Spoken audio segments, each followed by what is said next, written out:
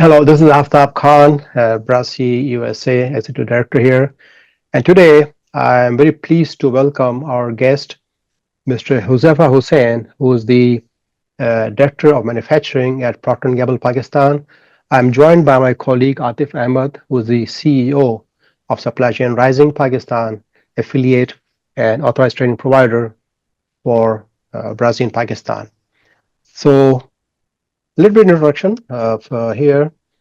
Mr. Huzaifa Hussain has vast experience over 18 years in supply chain manufacturing management, manufacturing operations, and he's the director of manufacturing operations at Procter Gamble. He specializes in optimizing supply chains and driving operational efficiency, and extensive global experience across multiple markets and regions. He is passionate about continuous improvement and sustainable practices. He is recognized for leading strategic initiatives and enhancing organizational capabilities. And I'm here, Aftab Khan, with me, my colleague, Atif Ahmed. Welcome to our program, Huzaifa Hussain, and really appreciate your time to take out your time from busy schedule, and also for Atif Ahmed. So, how are you doing, sir, today? Thank you very much for welcoming me, and it's a pleasure for me to be here. So thank you for having me on this platform. Thank you, sir. It's a pleasure. This is part of a series of our interviews and panel discussions with our industry experts for the sake of education of our students, alumni, and peers and colleagues in this profession. And it will be shared at the LinkedIn and our YouTube channel, so people can benefit from it. I'd like to start with a very basic question, Huzaifa, that about your journey in supply chain. How did you get to this point? Your training background and your experience. So, just in a the way you want to express it, please go ahead. Yeah.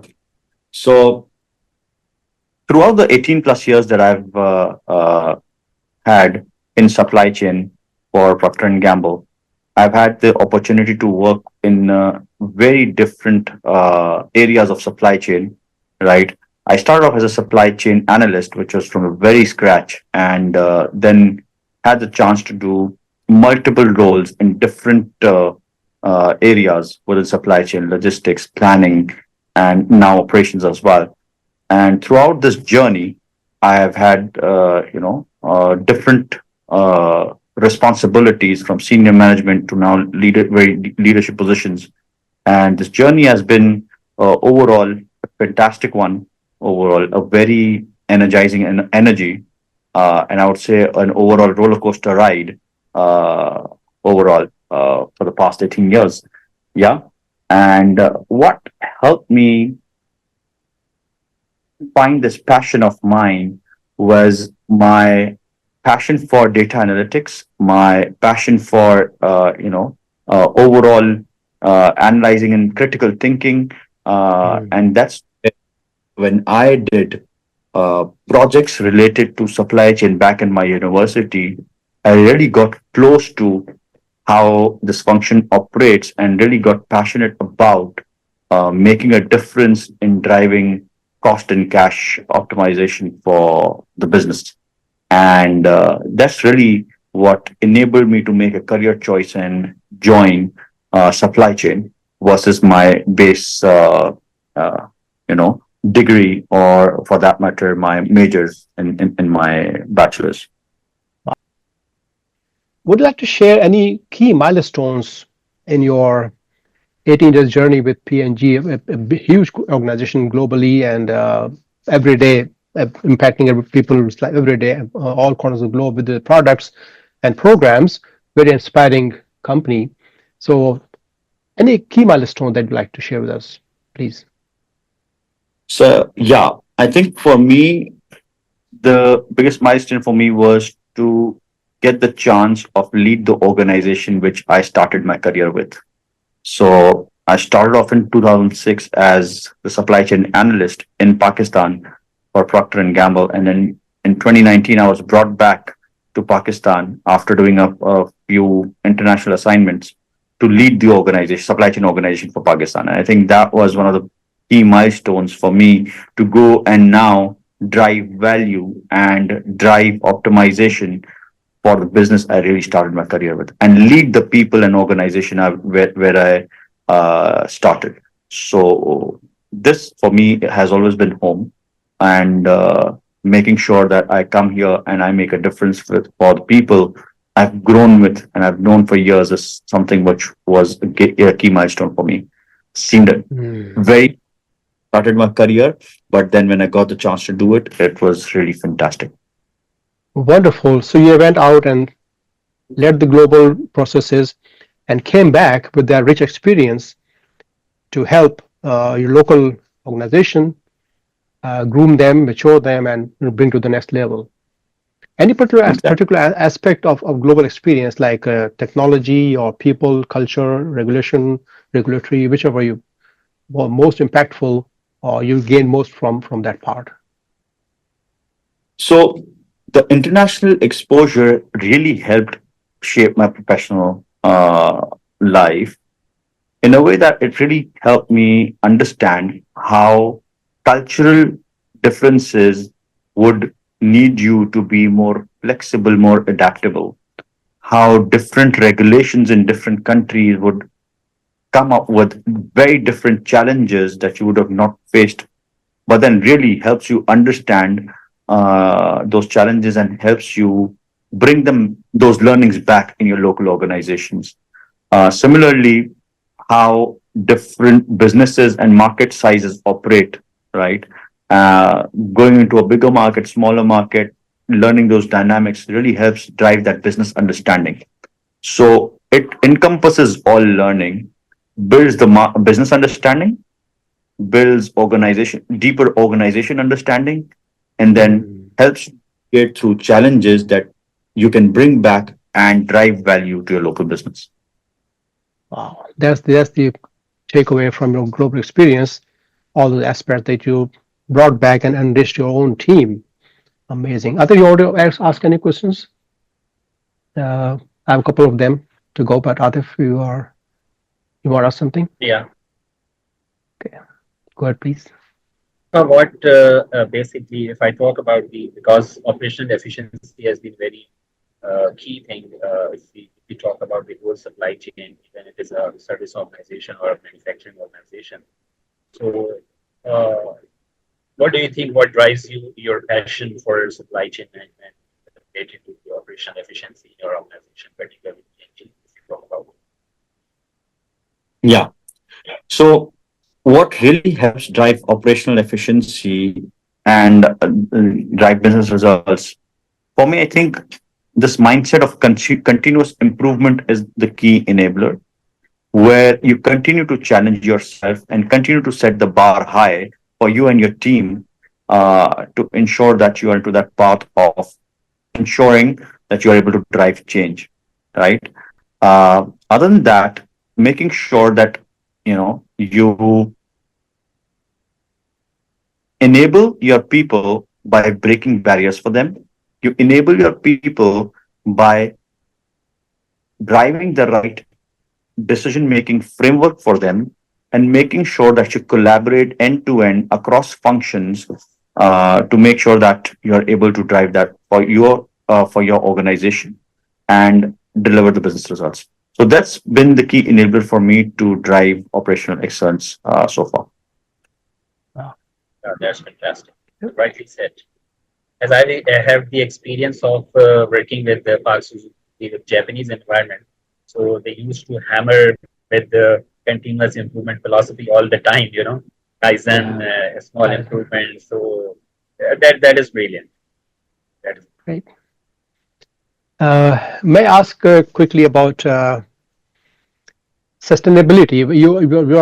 Your passion for efficiencies and continuous improvement is the driver behind all the progress that you made. How do you make sure that changes that you bring about the transformation it stays and doesn't fall back on all bad habits? So, what are the elements that you would like to will bank on for sustainability? I think over here, it's key to understand that sustainability has to be part of your winning strategy, right? And that's how when you drive transformational changes, you keep sustainability as part of your base. And that enables us to make sure that we have this conscious effort being driven to drive it. And sustainability, a lot of times in today's world, is considered a huge cost. But driving sustainability is actually also something that will enable you to drive cost and cash efficiencies. Okay. And once you integrate the two, is where you are driving true business value, right?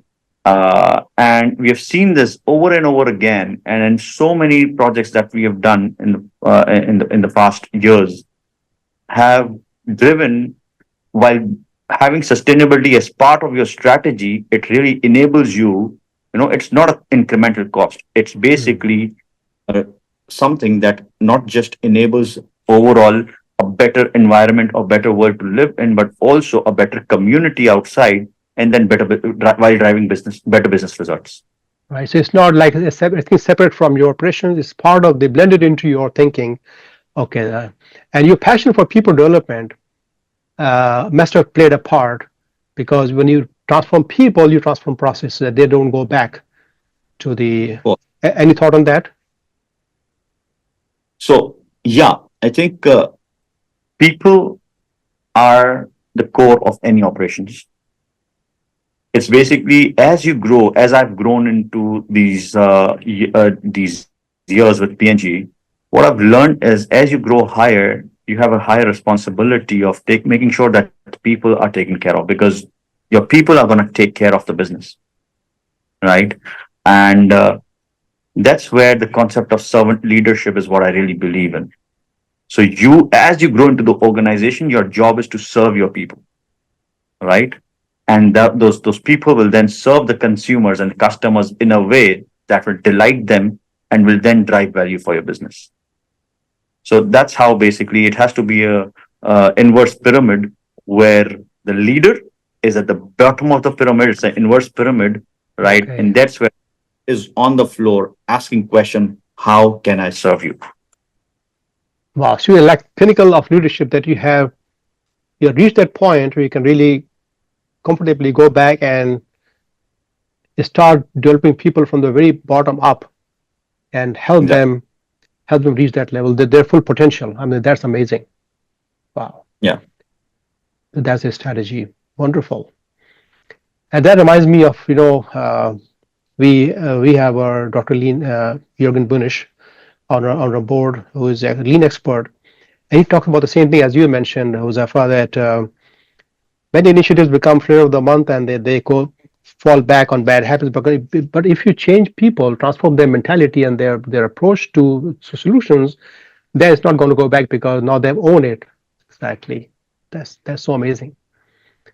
Thank you. Atif Saab, any more questions you have? Uh, so, can you share some of your leadership qualities in such a large and diverse organization like PNG? What type of leadership style you are exercising for the people, which can be equally beneficial for other leaders as well, with respect to the supply chain side? Yeah. So as I said, you have to be the torch bearer for any change that comes. You have to make sure that you drive decisions for people, because as a leader, when you are indecisive, you are doing disservice to your people, right? Uh, and the third thing would be to make sure that you serve your people well. You take care of your people because your people are going to take care of your business. So those would be two to three things that I would like to out there as my leadership mantra to drive organization and business excellence. Right. As we know, today's supply chains are driven by data. Without numbers, we are toast. So, and it's all about automation, barcode scanning, um, electronic batch records, use of AI in all the logistics operations. So I'd like to know your thoughts, Josefa, on the use of technology in supply chains in your area and your experience, and also leading from that point on to for sustainability, how that affects sustainability. So please, your thoughts on that. Thank you. It has been, it has actually had a huge impact on how business is being run and it's been conducted, right? Automation, data analytics have really, and there have been a lot of companies that have really done really well on that, who have now been a case study for all of us to, do that. So yeah, it's a huge driver of change today. Machine learning, data analytics, and overall digitization. And with the amount of data that's available today, there's so much more that we can do and so much more value that we can create out of it. Similarly, Wonderful. sustainability is something which uh, is also doing something meaningful while driving value for business, right? Because today your consumer is much aware, is much concerned about sustainability, and that not just in terms of how the overall global situation is, but in terms of also how each company is adding value, right, towards that. So it's a one big element of it. Resilience, on the other hand, with everything happening around in the world, right? We just went a few years back. We had COVID, right? I mean, business resilience, Yeah. the supply chain resilience was extremely important for any business to survive during that. Yeah. Some businesses did really well. Some businesses even shut down. Similarly, I mean, with the geopolitical environment that we have had so far, I think it's more to do with how resilient our supply chains are, making sure that we are able to serve our consumers to the best of our capabilities. Wonderful. Wow. That's so insightful. Uh, That's fantastic. Yeah. Coming uh, to your second, you asked about how do I keep updated with the latest trends in the Yeah. in the so actually I love to do sessions like these. So I do a lot of coaching for the students. And it's basically there's this concept of reverse mentoring, right? That I really believe in. So a lot of students reach out to me on different platforms when we go to campuses, when we and a lot of them reach out to us on social media, right? And they want to know more. They want to get connected. And I think one way that we can learn and stay abreast with the latest trends would be for us to take this as a reverse mentoring.